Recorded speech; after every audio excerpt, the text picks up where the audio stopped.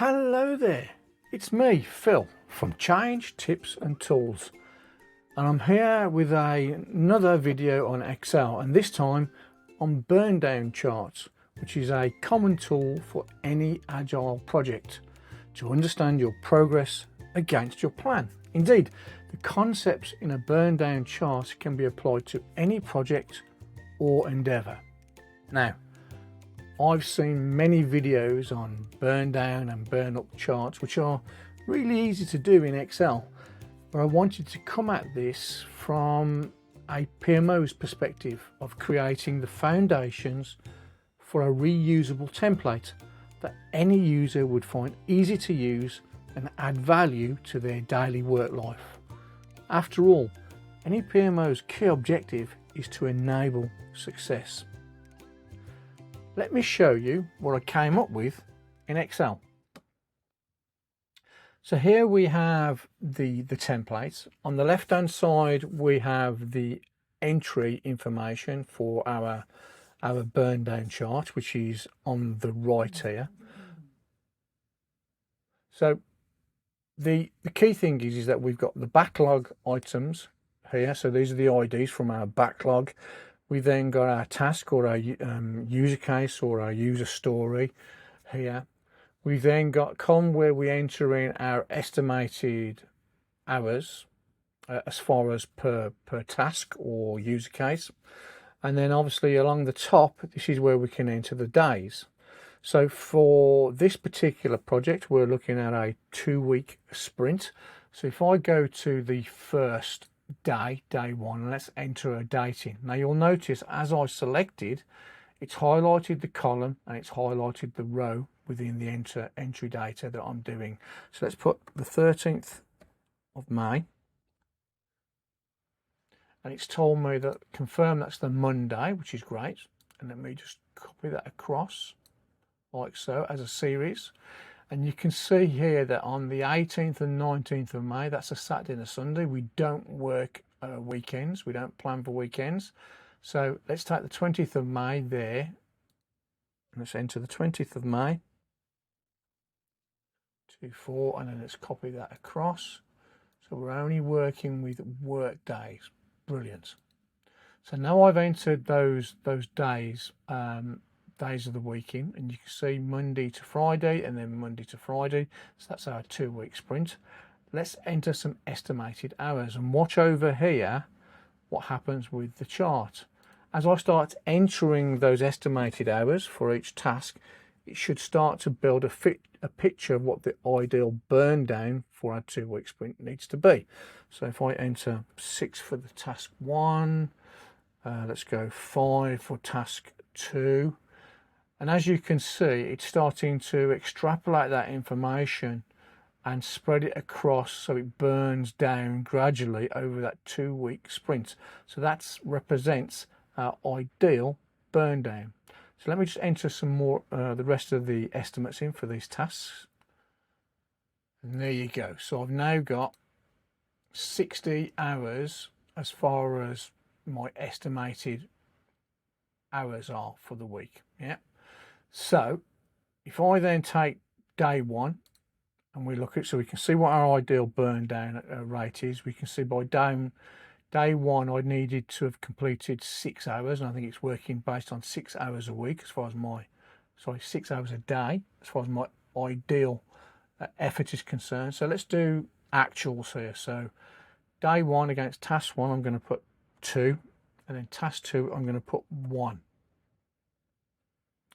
And what you can see is over here on the burn down chart and here on the table is that you can see that it's starting to forecast based on the hours that I've achieved, then what I'm likely, based on working on sort of 3 hours a day, you can see that forecast wise, so there's my actuals, and then forecast, it's saying I'm not going to complete this in time based on this daily burn down rate. So if I then do day 2 and I put 2 and 1 hour of work against task 3, you can now see that the chart again has readjusted itself based on the actuals, and then it's realigned that forecast based on what I've done.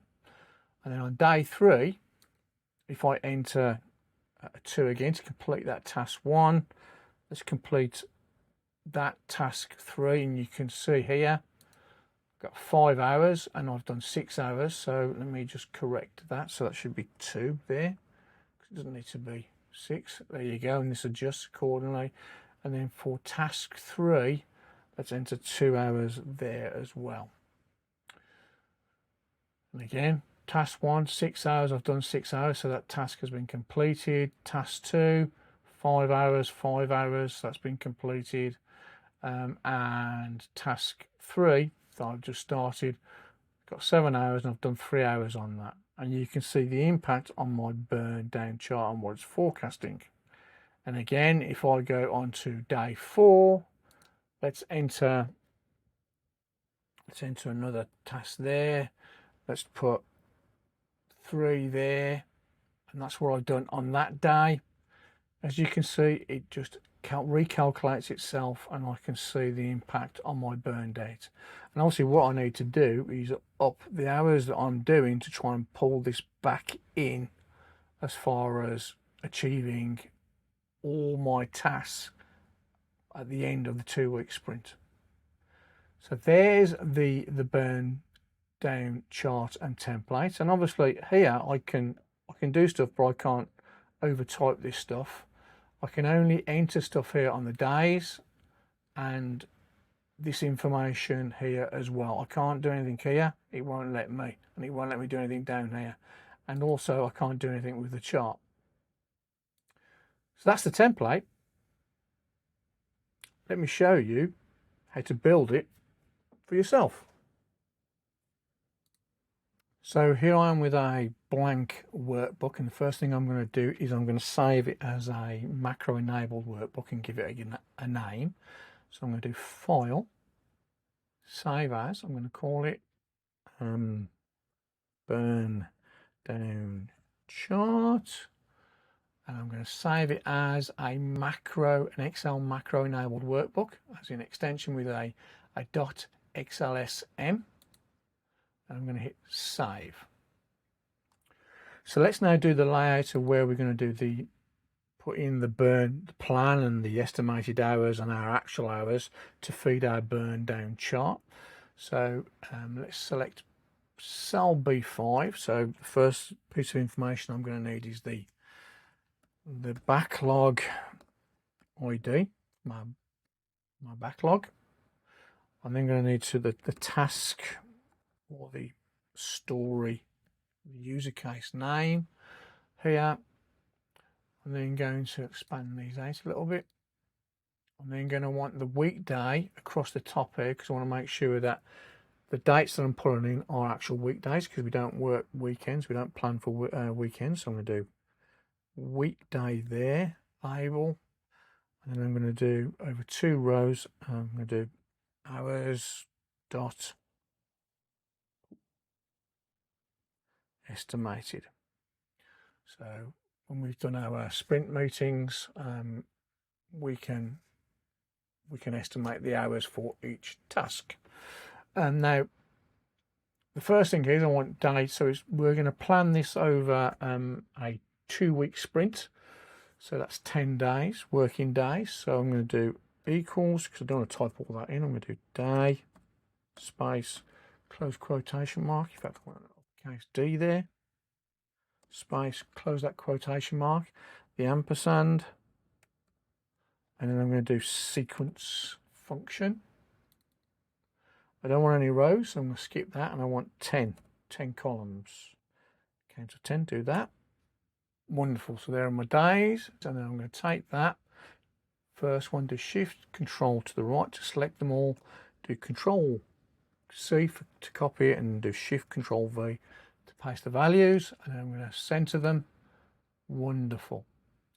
As far as the dates are concerned, so I know the 13th of May is a Monday, so I'm going to do 13/05/24 and hit return. And then I'm going to take this and I'm going to do Control 1 on the number. I want custom, and I'm just going to do day for day, hyphen, then 3 M's for the month. So I've got the short month and click OK. So then it just gives me the short month. Wonderful. Now, to be able to tell what day of the week this is, I'm going to use the text function. So I'm going to do equals text. Let's move that out of the way there. Select that cell for the date. And then E4, and then I'm going to do quotation marks. And for the day, the short day, I'm going to do 3 Ds as the format. Close that quotation mark, close the bracket, and that should give me the day. Wonderful. Now what I'm going to do is I'm going to do a check. So let's just center that. And I'm going to do a check to say, right, if that cell does not equal, so 2 outward facing arrows, a blank or nothing, I'm going to do 2 quotation marks. If it doesn't equal blank, then do the text formula. Otherwise, just leave it blank and close that bracket. Yeah. And I then copy that across. It stays blank. If I then drag this across, put that center as well. You can see that the 18th and the 19th are Saturday and Sunday, so we don't work weekends, or we don't plan to work weekends. So I'm going to do here, I'm going to restart it from the 20th of May. Return, and then just drag that across. Wonderful. So I've now got Monday to Friday and Monday to Friday. I'm just going to select these and just make sure they're all the same width. Make them a little bit wider than that. There we go. So I'm happy with those. So I'm going to select those and do Control B, make them bold. Select all these and do Control B to make those bold. Then I'm going to select this row of information and I'm going to do a thick bottom border. Wonderful. So that's my headings. Let's put some tasks. So I'm going to allow for 10 tasks in here. So let me put those tasks in for you. And there are my 10 tasks. Again, I want an underline here. So I'm going to go to the bottom there, that row, and do a thick bottom edge border. I also want to count up my actual hours as I enter them in so I can understand. So I'm going to put my estimate hours in here for the task. And then I want to, as I enter the actual hours per day, I want to understand where we're at. So if I do, again,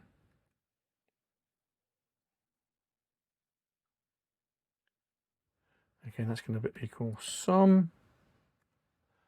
Let's take from day 1 to day 10. Let's copy that down all the way down to the bottom. And again, I'm just going to put an underline. Let's put an underline there as well. Now I'm going to have a hidden row here, so I'm just going to skip a row and let's put the total of those actual hours there and hit return. Wonderful. So let me just put some estimated hours in here. So I'm going to work with 60 hours. So let's go and let's sum those total estimated hours there. So it equals sum.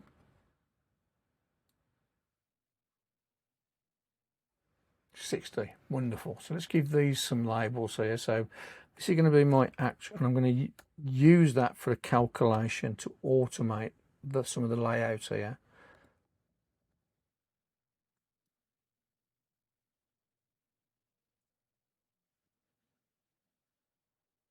Let's make that a little bit wider.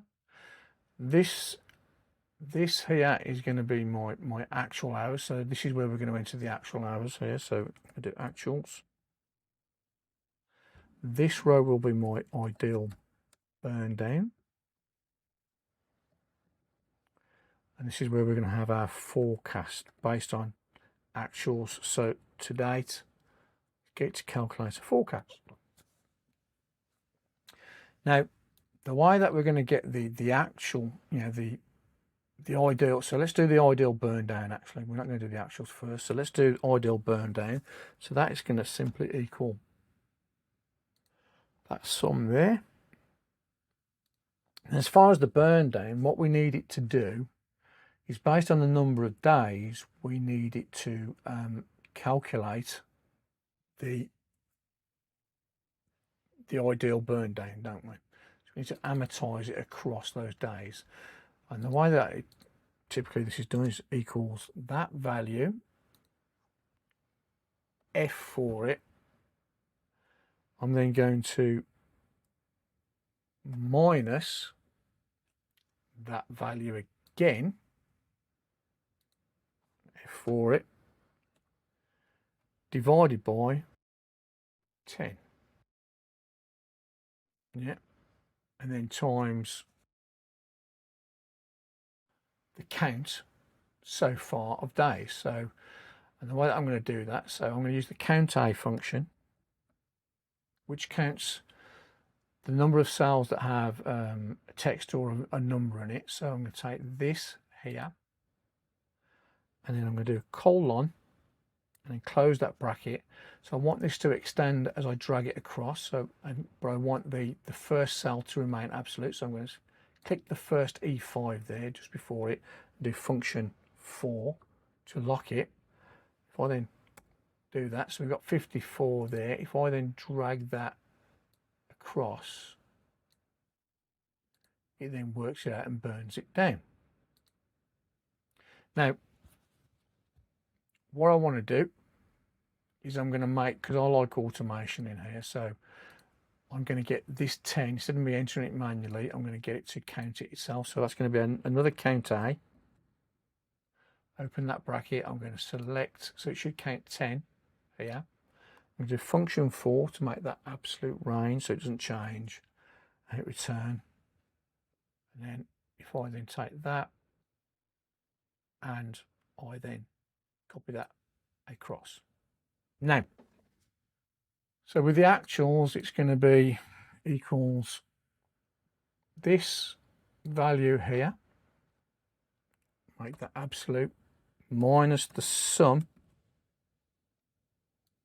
of this here. So if I do close that bracket, and then again I want that to extend across, so simply make the first part of that absolute, function 4, hit return, and then if I then copy that across like so, and now it's done that actuals burn down based on this sum. Now if I keep on dragging that across, then I'm going to get 46s all the way across. I don't want that, so I'm going to do Control Z just to undo what I just did there. Now as far as the forecast is concerned, based on the actuals to date, is first of all, our first point here is going to equal that date there, where we start off with the 46, and then the day that we don't have actuals is where we then put this formula in, so it then equals the estimated hours again. So I'm just going to do function 4 to make that absolute. I'm then going to minus the sum of the hours so far, so I'm going to do sum, and I'm just going to make that absolute, divided by the days so far, so that's going to be 3 days that we've done, then times the count of days. So again, I'm going to use the count A. I need to count up to the current point, so it's going to be from day 1 to the current point that we're at, which is day 4, and close that bracket. And again, I'm just going to lock that first one and do a $sign and hit return. Now, what I'm going to make sure here is that these are all numbers. So I'm just going to set these all as numbers, and I don't want any decimal points on them, like so. And now I'm just going to drag that across. So with that formula there, I'm just going to drag it across, and now it's done the forecast. So if we take these days here now, and I do insert a chart, and I'm going to use a line chart with markers like so, and let me just make this a little bit bigger. Let's just format this so it looks okay. So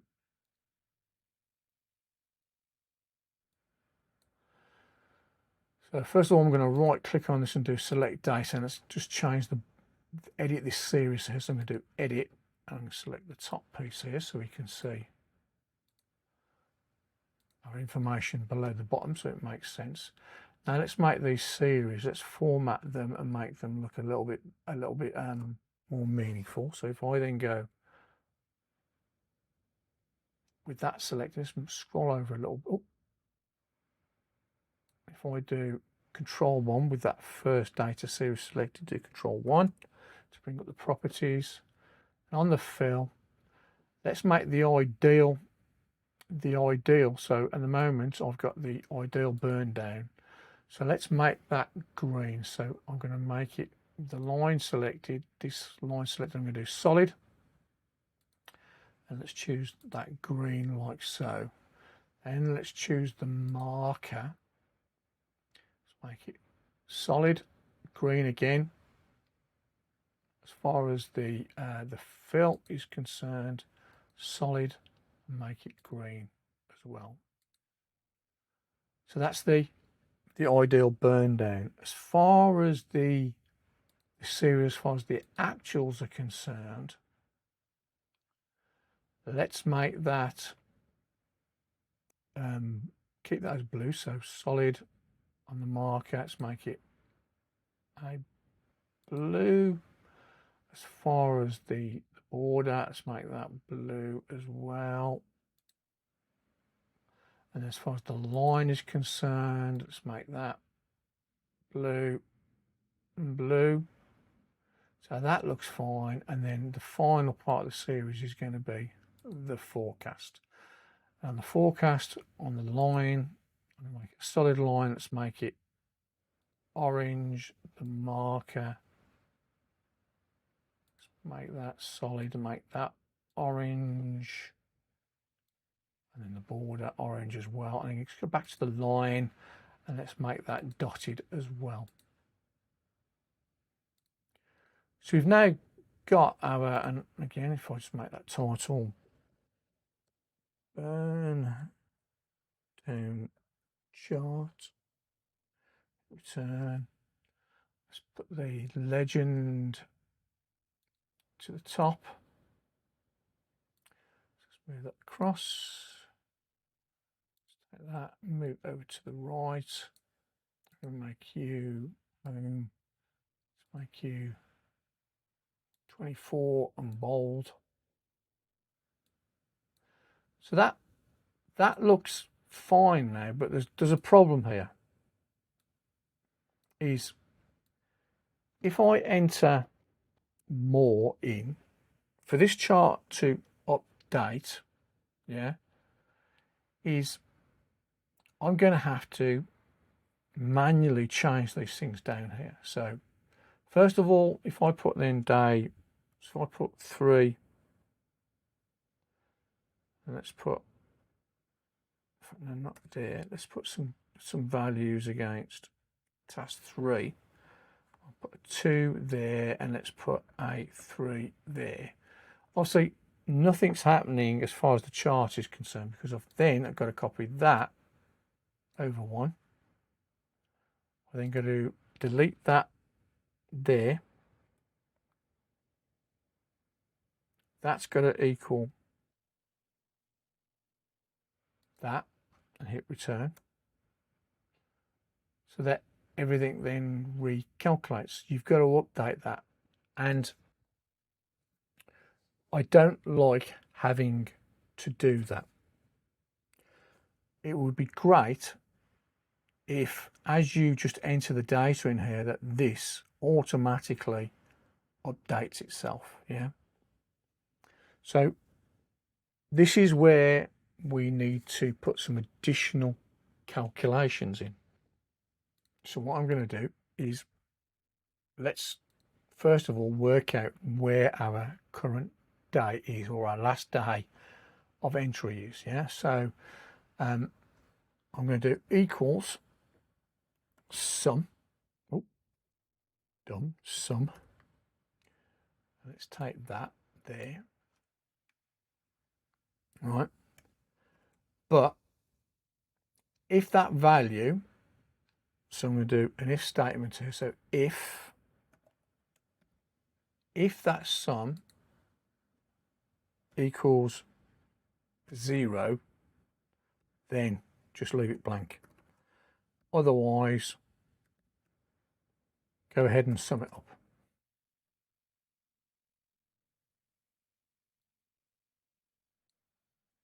Like so. And close that if statement, hit return. And now if I copy that across to column 10, you can see it's leaving these blank. Now, and obviously the problem that we've got if we're going to automate this stuff is I need to understand because if I take, for example, if I just take that out, I've then got a blank there. Some of this stuff just doesn't, if I'm going to automate this, I need to be able to allow for that. So I need to work out where the last day is of actuals to be able to automate these formulas. And the way that I'm going to do that is if I say find last actuals entry. That's what I'm trying to do, and I'm going to use the XMATCH function.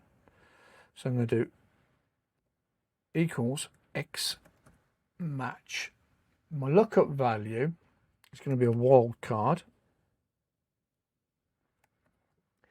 and I want to find where I've got a character in here. So I need to find where I've got a character in here, because at the moment it'll treat a formula as a value as well, and what I want to see is are there actual where I've actually got a character visible here. That's what I want to find, and to do that I'm going to do question mark, then asterisk again, close that quotation mark.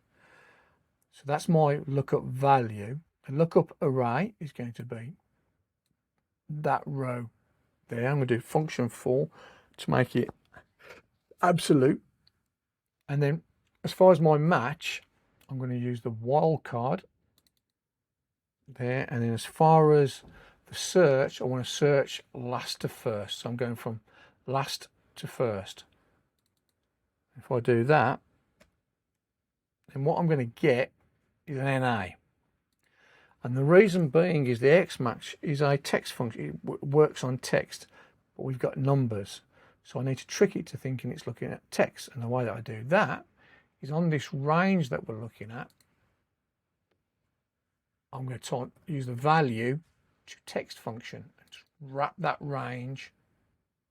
So what it does, it converts it to text first, and then when I do return, you'll now see it's picking up 4, which is day 4. And even if I get rid of this here and do delete, it's still picking up day 4. So that works wonderful. So if I then do control, in fact, let's just leave that blank because I want to keep testing that this works. So what I need to do now is I need to say, right, if, because if I copy this formula all the way across like so, at the moment it's doing that, yeah, and I don't want this line to appear. I want it to stop and then the forecast to take over. So what I need to tell this to do is if anything after the last date entry, actuals entry, that needs to be left to NA, because charts, if I go into right click on here and do select data, and hidden and empty cells, is that we're saying anything where it shows just leave it as a gap. Yeah, so anything that's got an NA in, just leave it as a gap. So we need to trick this into being an NA. And the way that we do that is I'm just going to, let's do cancel there as well on the chart. So if I take this here, the first one, and what I'm going to say to it is I'm going to add an if statement. I'm going to do if, right? And I'm going to do a count A. So I'm going to count where we're at. And if, so day 1, I get 1 and then 2 and so on. If that day number is less than or equal to this here, or the last entry, then do the formula, the sum formula here. Do this formula here. So we do open bracket. And what I'm going to do is just expand this out here, so it's a little bit wider. And I'm going to do Alt Enter. So the check I'm going to do is I'm going to do count A. So I'm going to count this day. I'm going to do colon. Yeah. And again, on the first E5 there, I'm just going to lock it. So when I drag it across, it extends. So I'm going to do function 4 to lock that first one. So if that is less than or equal to this value here, and do F4 to make that absolute, then comma, do this formula here. If not, put hash n stroke a, and then close that bracket, just enter that value, hash na, if it's not. So if it's greater than that number, it's going to put an na. So if I then hit return, so I still get the calculation. If I then drag that across to the right, I get the NAs. And now you can see it now stops that line and I get that continuation. So that's great. The next thing I need to get this to do is I've got two conditions here. If it's the last day of actuals, I need it to equal this particular number. And then I can't put in this sum here needs to extend, and I need the 3, as in the number of days it's got, I need that to calculate automatically as well. So here I'm going to put a 3. That should be a 4, because we're up to 4 days, yeah. So again, if I take that 4 there, just put a 4 for a second, just get it calculating right. So that should be divided by 4. See, that there is not calculated. So that's 52, 52, 47, 47. Yeah. Again, sum. And that should be, again, and this is the problem, you see, because I've moved it along, I need to move this along. That needs to be H.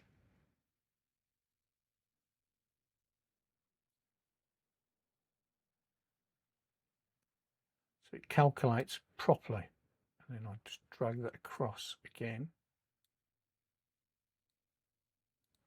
And it recalculates. But I want all that to be done automatically. I don't want the user to have to keep on doing that. So we need to automate this. So let's get rid of this because I don't like it. And let's start from here and start from scratch. The first thing I need to establish is this the last day of entry, actuals entry? Because if it is, I need it to equal that value, the actuals value there. Yep. So what I do is I'm just going to do equals, and I'm going to do if. Again, I'm going to do the count a function. Yep. And I'm going to select E5 colon, and it'll bring up E5 again. And again, I'm just going to select that first E5 just before it and do F4 to make it absolute. So as I drag it across, it expands. If that count there is equal to the last entry value here, which is day 4, yeah, so equals that, and make that absolute. And all I want it to do is equal E17, the actuals there. However, if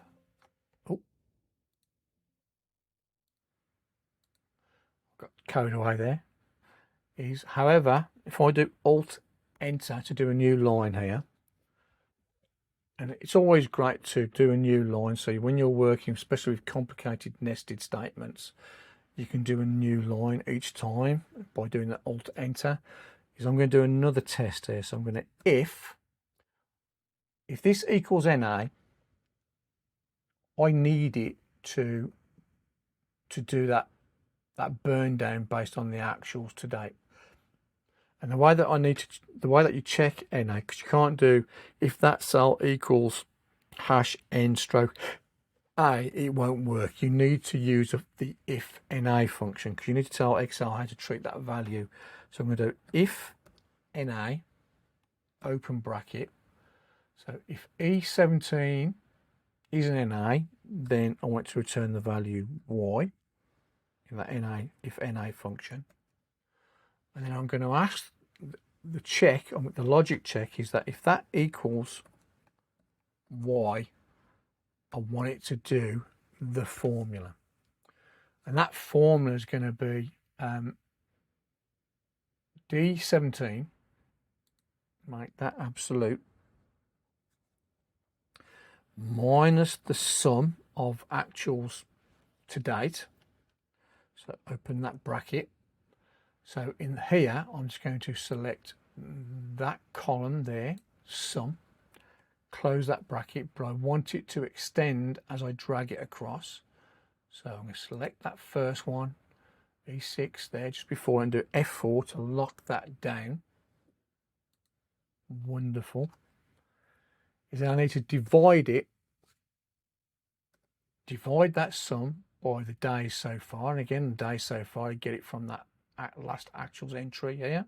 So I'm going to select that cell, do function 4 to make it absolute. And then I need to times it by the days so far. So I'm then going to do times, and I'm going to times it by, again, the days so far.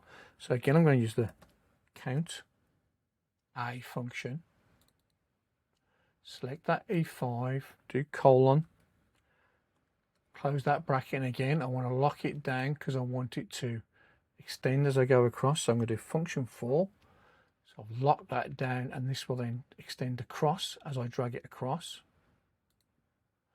I'm going to count that, and I'm going to times it by that counter, so it's times by 1.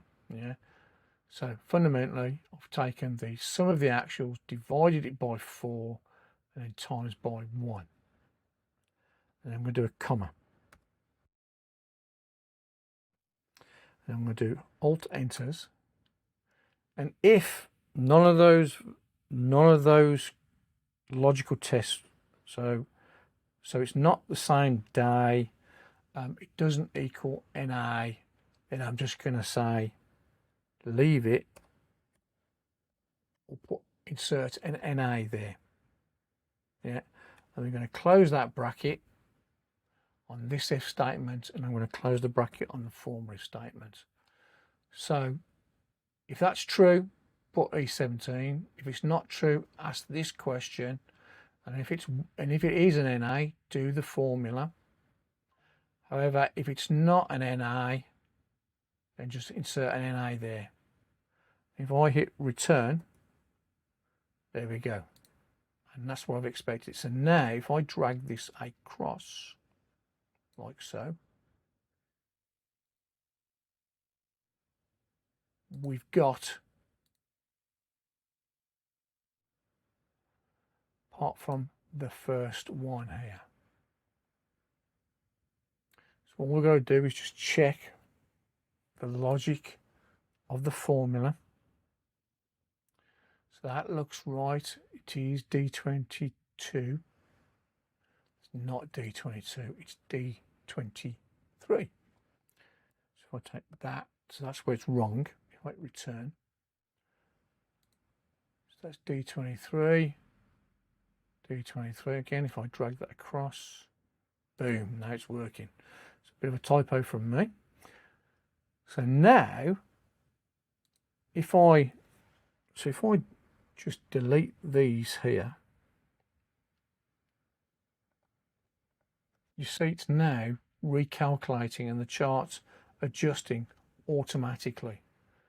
And if I then just put some values in here, everything now is automatic. This is all calculating automatically for me, which is what I want it to do. I don't want the user to be messing around with these formulas. So we now know that works. If I take this XMATCH and I just copy that formula that I've just done there, do Control Copy, is there anything that's got that D23 reference in? I want it replaced with the actual XMATCH formula. I want it to do it automatically itself. So if I select all these, do Control Find, and I'm going to find $D$23, and I'm going to replace it with the formula I just copied. Do replace all, do OK. No longer need this here now, so delete that. And again, if I just add some values in here, do 2, 3, oh, close that down. That's all picking up fine. Again, if I just delete those, so that's all working out fine. Now, obviously this is not particularly pretty. We've got the NA showing. So to fix that, I'm just going to highlight all those cells, and I'm going to do Conditional Formatting, New Rule, only format cells that contain, select that option, and I'm going to say, right, where it's got an error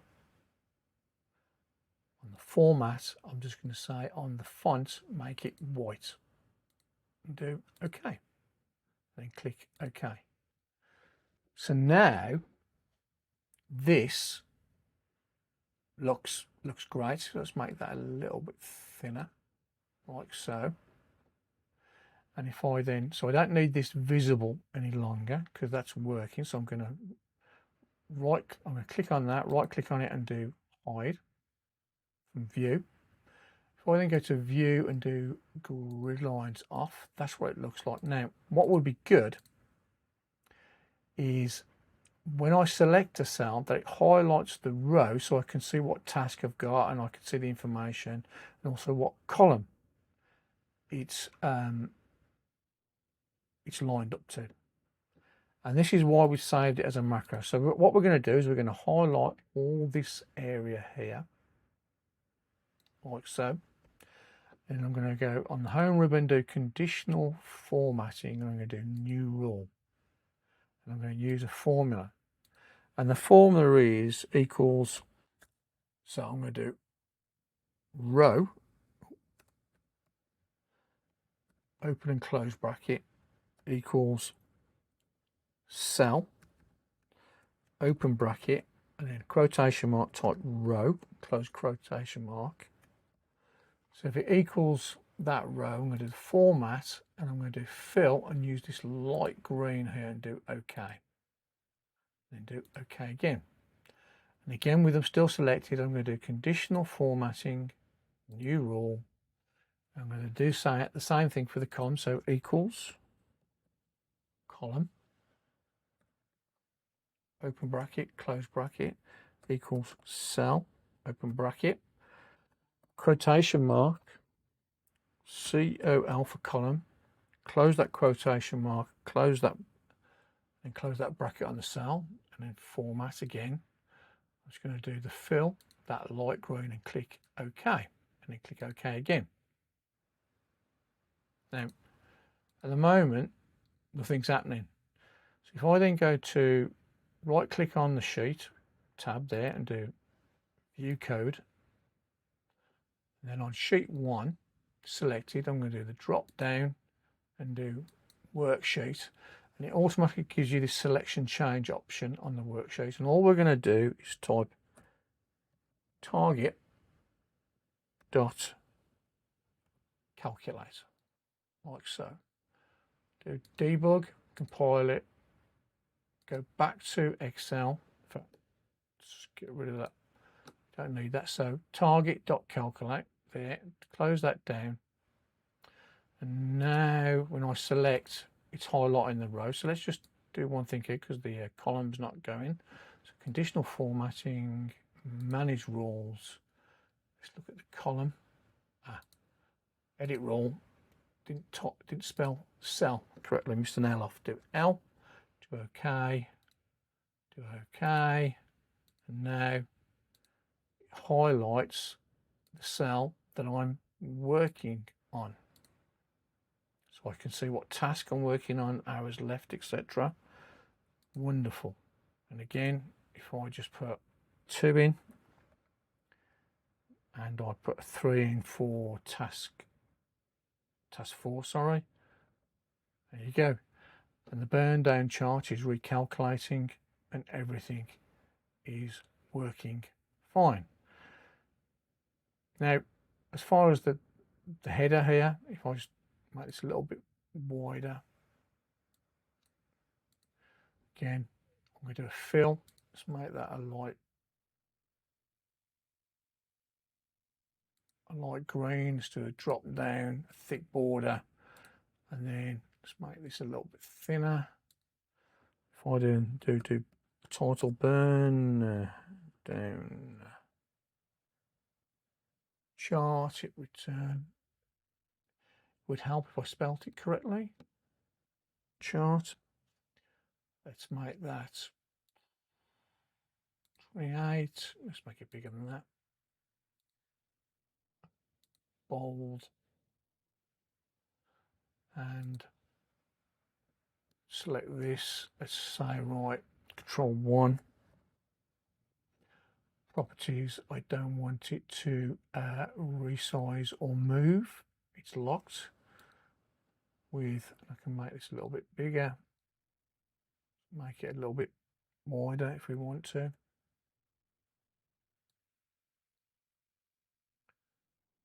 And hold down the Alt key. Move that.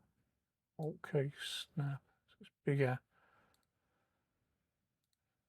And then if I do review, protect the sheet, click OK. It means I can't change anything there, but I can enter this, that I can interact with it and enter my actuals. So again, so I do unprotect there. Let's make sure we've got all these. So I want this. Control 1. Protection. It's not locked. Make sure up here as well. Control 1. That's not locked.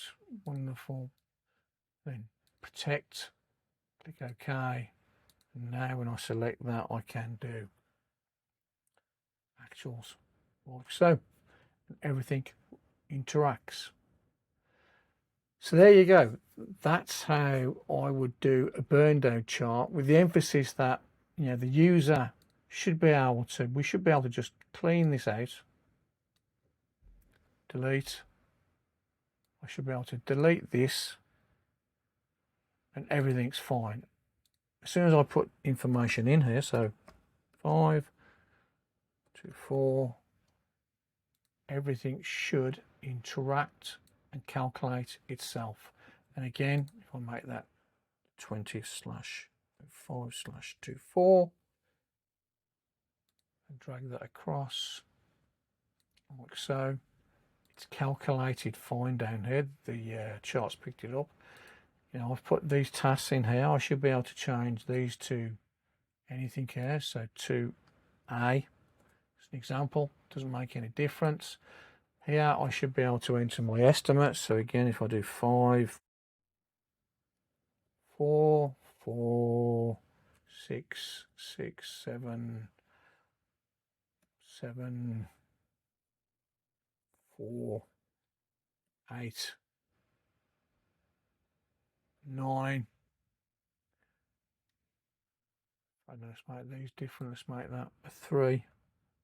So it's just slightly different.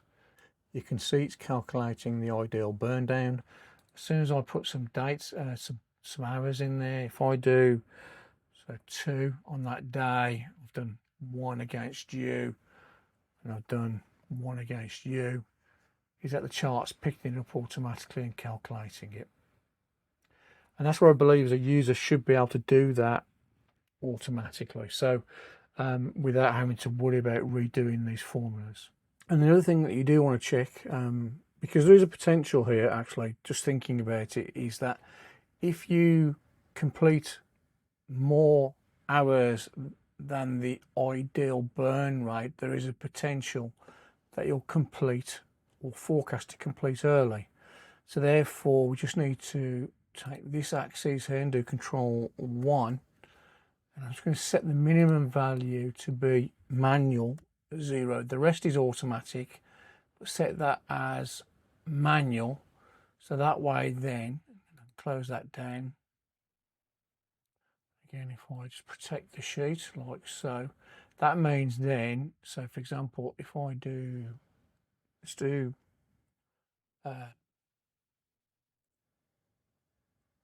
just as an experiment here, if I do 20 there you go. So if I do that now, it's just forecasting that I'm going to complete early rather than exactly on time. So again, if I just delete that, so there you go, that works and it holds it at 0. Anyway, I hope you found that useful. If so, please remember to click the like, subscribe, and smash that notifications button for future content. I wish you an absolutely wonderful day wherever you are in the world, and please take care, and I look forward to seeing you in the next video from Change, Tips and Tools. Bye bye now.